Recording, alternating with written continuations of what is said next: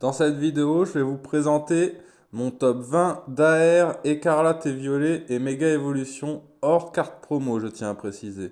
Et il y en a beaucoup des très belles AR dans ces deux blocs, je vais vous en mettre 2-3 en fond. J'en possède quelques-unes que je vais vous présenter à chaque fois qu'ils seront classés dans le top. On commence à la 20e position avec ce très joli Miaous de la série Flamme Fantasmagorique.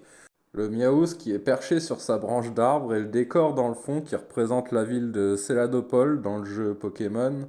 C'est une belle référence. Maintenant, la carte tourne autour des 30 euros. J'ai marqué 20 parce que c'est il y a quelques jours avec l'explosion des cartes. Il y a eu pas mal de hausses, notamment au niveau des cartes les plus populaires. En 19e position, on retrouve le Scarino de la série Evolution Apaldea. Cette carte, je la trouve tellement somptueuse et sous-cotée actuellement. La carte tourne seulement autour des 15 euros, c'est pour dire. Pourtant, le décor est sublime. Scarino est en mode détente sur son petite île paradisiaque. En mode vacances, quoi. En 18e, j'ai mis une carte de 151, la meilleure série des karatés violets selon moi, donc forcément que j'allais mettre au moins une carte de cette série.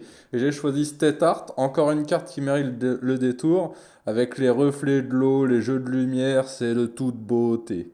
La carte cote actuellement 45 euros, mais elle a beaucoup de potentiel, comme toutes les cartes de 151, ça c'est sûr. 17e de ce classement, le Goopix de Mega 1, qui est bien au chaud devant sa cheminée. Carte qui coûte environ 20 euros et première des cartes que je possède de ce classement. Regardez comment il est joli ce Goopix, très content de le posséder dans ma collection. Place numéro 16, le Démolos de Fable Nébuleuse. Pas une série exceptionnelle, mais la série elle possède quand même son joli lot d'AR et pour moi la Démolos est la plus sympa. Elle a un petit côté dark, on dirait une meute de Démolos qui chasse le gibier. Valeur de la carte environ 30 euros. Numéro 15, alors là on arrive sur une des cartes qui a le plus explosé du moment. Elle est passée de 50 euros à 100 euros en quelques jours. Le Fantominus de Force Temporelle. En même temps, quelle pépite!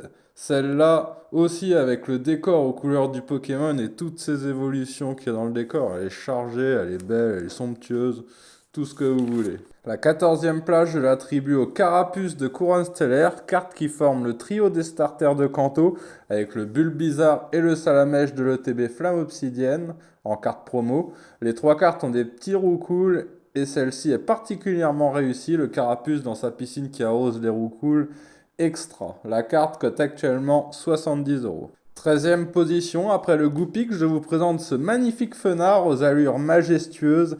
Et là, c'est la deuxième carte de ce top que je possède dans ma collection et très satisfait de la posséder tellement elle est réussie. Cette carte cote actuellement 25 euros, mais je pense qu'elle a beaucoup de potentiel. Numéro 12 de ce top, le Zorua de la série Flamme Blanche. Cette fois-ci, nous avons un Zorua sur sa branche d'arbre avec un décor de nuit au teint bleuté, une lune et une petite cascade en fond. Carte que je possède également et très fier de vous la présenter. La carte est actuellement autour des 45 euros. 11e position, le resplendissant Latios de la série Étincelle déferlante. Cette carte offre un panorama à couper le souffle avec ce Latios qui vole au-dessus de la ville et cette étendue d'eau sous ce chaleureux coucher de soleil. Cette carte vaut environ 40 euros. À la 10e place, une seconde carte de 151. Et oui, je n'ai jamais dit que j'allais mettre une seule carte par série. Et c'est un top AR, personnellement. J'ai choisi ce très beau air bizarre dans son environnement. Verdoyant, on dirait qu'il va boire un coup dans la rivière. Cette carte vaut environ 70 euros. 9e position, encore une carte de 151 pour changer. Cette fois, c'est le Carabaf que j'ai choisi, qui nage dans l'océan. Les cartes avec de l'eau, je les trouve très souvent réussies et ce Carabaf sous l'eau est particulièrement joli avec les lumières du soleil qui passent à travers l'océan. Oh là là, elle vaut environ 70 euros. En numéro 8, c'est le Reshiram de la série Aventure Ensemble, accompagné de N, le personnage iconique des jeux noirs et blancs. Celle-ci, je l'ai eu récemment dans un coffret dresseur d'élite. Encore une carte majestueuse avec le ciel qui met en valeur le Pokémon et le dresseur. Cette carte cote actuellement 30 euros. Numéro 7, après Herbizarre, le Bulbizarre 251. Que dire de cette carte? Que la lignée entière du starter de Kanto plante sont tous à tomber par terre. La valeur de cette carte est de 80 euros. Et du coup, le numéro 6, on va mettre le Carapuce. Même constat que les starters plantes. La lignée est exceptionnelle, voire même encore un peu mieux.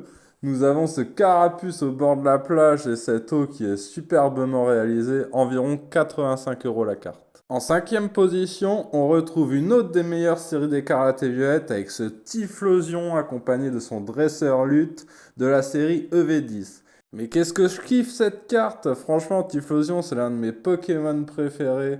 Avec son dresseur qui sont en plein combat, Pokémon et les effets de cette carte sont impressionnants. Valeur de la carte, 35 €. Et au pied du podium, nous avons... Allez, promis, c'est la dernière de 151. Mais quelle carte ce Draco! Et je la possède, regardez-moi cette beauté. On dirait que le Draco se trouve dans un temple ancien qui est submergé par les eaux. Oh là là, comment elle est trop belle. Ce Draco coûte environ 80 €. La médaille de bronze revient au Groudon de la série Five Paradox, série que j'apprécie énormément, un petit peu grâce à ce Groudon, mais pas que. Encore une carte qui en impose comme son prix de 120 €. Le décor, l'eau, les volcans, la posture du Pokémon, tout est réussi dans cette carte. Médaillé d'argent, je nomme le Psychoquack-Dondine de Rivalité Destinée. Non mais regardez-moi cette carte, je pense qu'elle a beaucoup d'avenir celle-ci. Elle ne cote qu'environ 55 € actuellement et je pense que son potentiel est assez élevé. Elle a tout pour le plaire, le Pokémon populaire, le dresseur populaire et le décor somptueux. Et pour la première place, ah là là, sans surprise, le Magikarp d'évolution à Paldéar. Que dire de cette carte? Bah un chef-d'œuvre quoi, digne des plus grands tableaux. On voit le Léviator en fond, c'est franchement Shinji Kanda, l'auteur, l'illustrateur plutôt. Que dire de plus? Toutes ces cartes sont appréciées en même temps. C'est ce gars, il fait vraiment de l'art. C'est de toute beauté. Carte qui vaut environ 250 €. Elle a pas fini de grimper celle-ci. Bon bah c'est la fin de ce top AR. J'espère que la vidéo vous a plu. Peut-être à bientôt pour un top alternative. Ciao!